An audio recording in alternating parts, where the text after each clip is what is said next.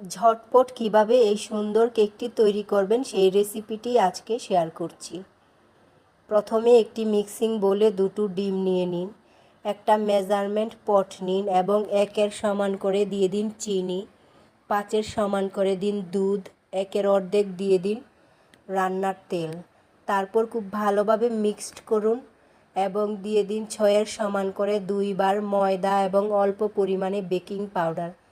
তারপর আবারও খুব ভালোভাবে মিক্সড করুন একটা স্মুথ ব্যাটার তৈরি হওয়া পর্যন্ত এবং ঢেলে দিন একটা প্যানে। চুলায় অল্প আঁচে হওয়া পর্যন্ত রান্না করুন। ব্যাস তৈরি হয়ে গেল মজাদার, সফট এবং ফ্লাফি কেক। এখন আপনারা আপনাদের পছন্দ মতো ডেকোরেশন করে নিন। বাচ্চাদেরকে এই কেকটা তৈরি করে দিলে এবং খুব সুন্দর করে ডেকোরেট করে দিলে খুবই খুশি মনে খাবে।